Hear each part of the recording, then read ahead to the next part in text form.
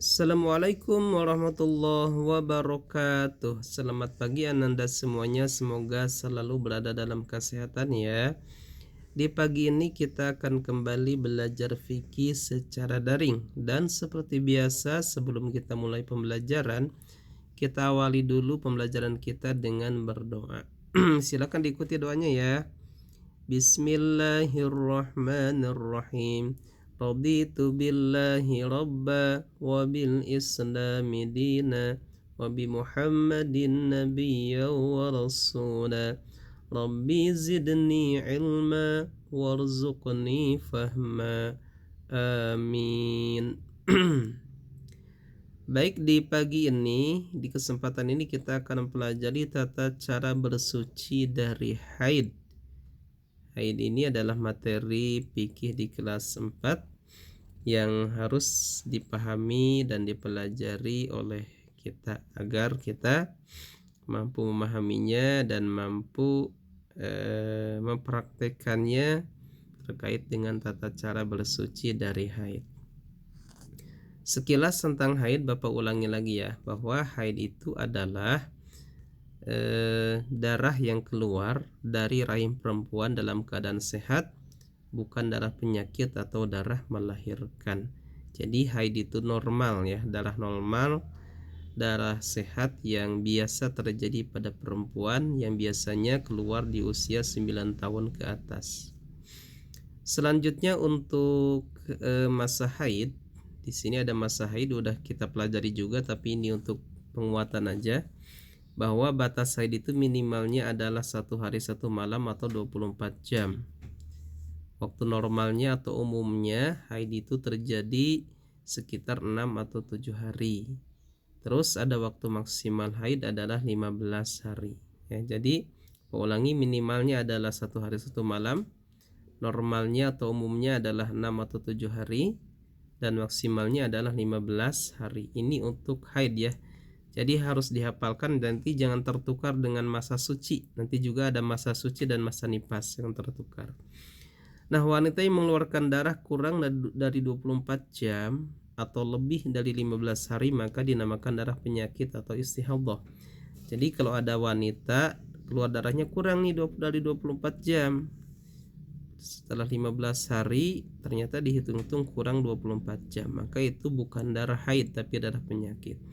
Atau wanita yang keluar darahnya lewat dari 15 hari, setelah 15 hari masih tetap keluar darah, maka darah yang melebihi 15 hari itu bukan darah haid tapi darah penyakit atau darah istihadah. Nah, wanita yang mengeluarkan darah penyakit atau darah istihadah ini diwajibkan melaksanakan sholat.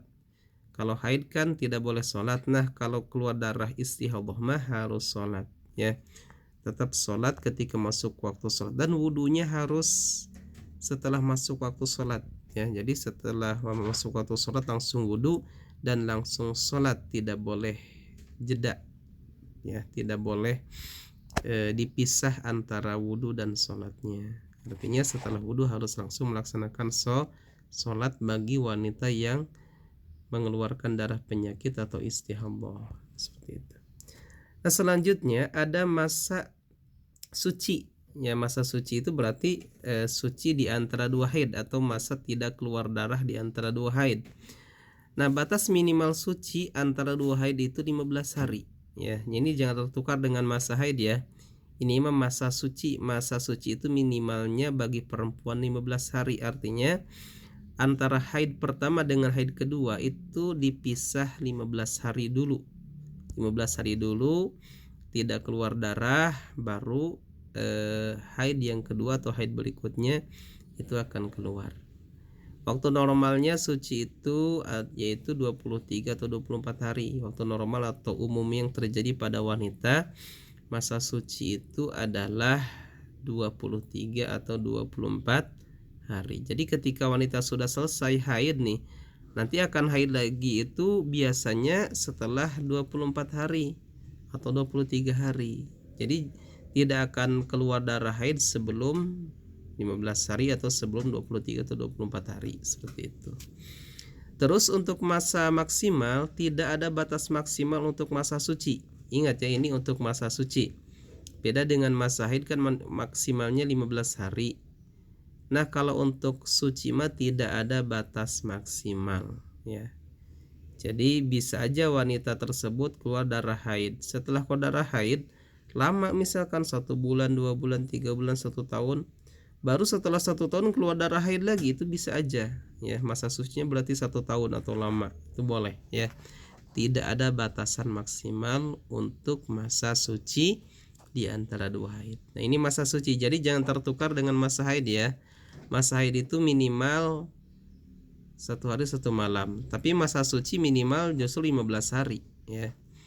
Masa haid minimalnya 7 hari. Kalau masa suci masa haid normalnya 7 hari. Kalau masa suci normalnya 23-24 hari.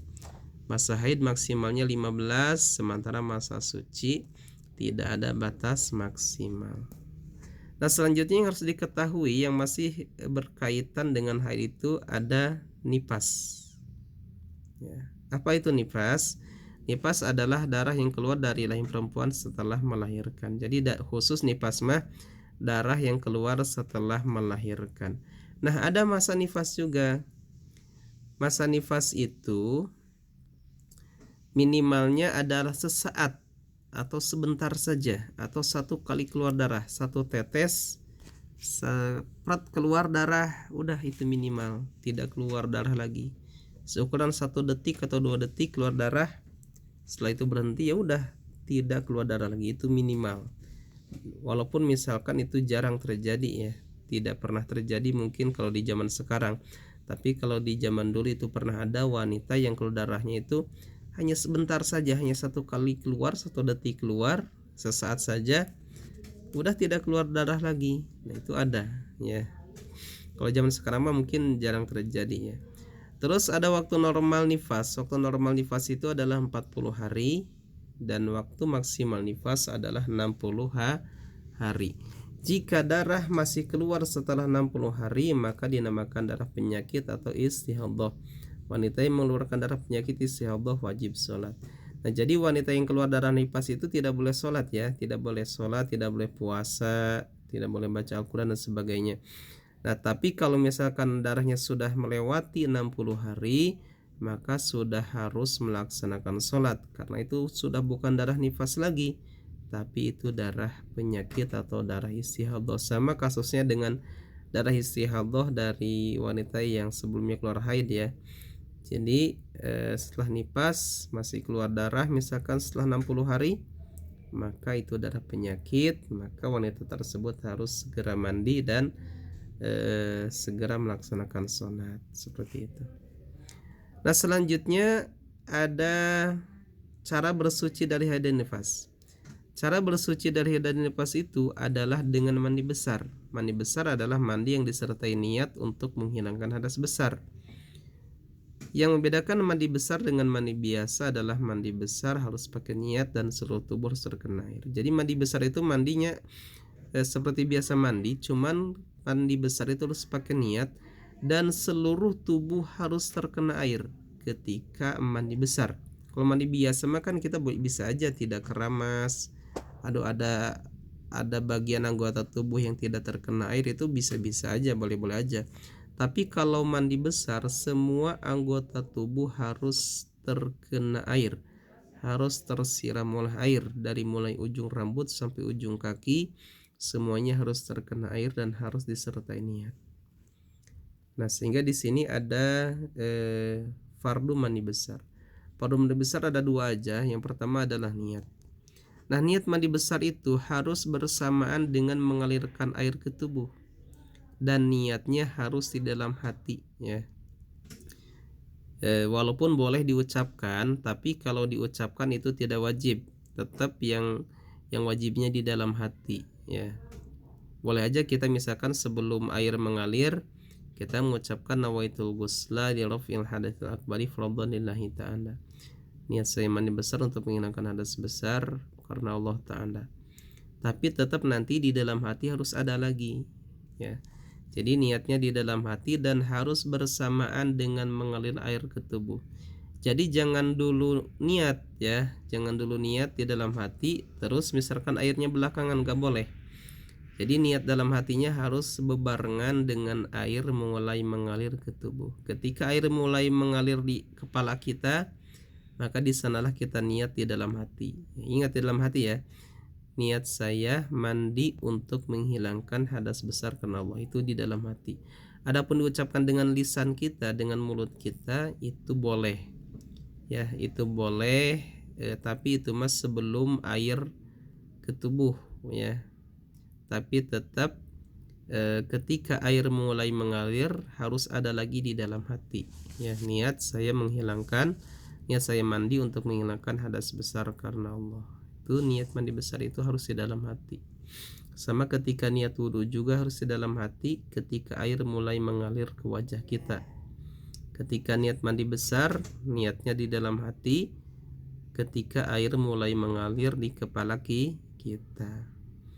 Terus fardu mandi besar yang kedua adalah meratakan air ke seluruh tubuh. Jadi bagian tubuh itu harus terkena air. Nah, ada bagian-bagian yang mungkin susah terkena air kalau kita tidak perhatikan ya. Makanya ketika kita mandi besar ada yang harus kita perhatikan atau harus terkena air, yaitu lubang telinga, ketiak, dan lubang anus ya. Jadi ketika kita mandi besar harus memperhatikan lubang telinga, lubang ketiak, dan lubang anus. Kalau mandi biasa mah kan kita mungkin tidak diperhatikan ya itu, sehingga tidak terkena air juga nggak masalah. Tapi ketika mandi besar maka bagian yang 3 itu harus terkena air. Artinya lubang telinga itu adalah lepat-lepit telinga kita. Ketika air dialirkan di telinga kita dan jari kita diputarkan di telinga kita. Karena kalau tidak begitu air tidak akan mengenai bagian itu ya. Sama juga bagian ketiak juga harus diperhatikan ya, harus dialirkan air ke bagian sana. Dan lubang anus seukuran setengah kuku itu harus dimasukkan ya, itu karena itu juga harus terkena air, karena kalau tidak itu nanti mandi besarnya tidak sah. Nah itu jadi mandi besar itu ada 2. Pertama niat, yang kedua adalah meratakan air ke seluruh tubuh. Nah mungkin itu materi yang dapat kita pelajari di kesempatan kali ini. Mudah-mudahan difahami dan dapat dipraktekkan ya, khususnya bagi yang sudah mulai mandi besar. Mudah-mudahan ada manfaatnya. Tapi sebelumnya Bapak ngasih tugas dulu. Tugasnya adalah tulis niat mandi besar Arabnya dan terjemahnya pada buku tulis ya, dan dihafalkan.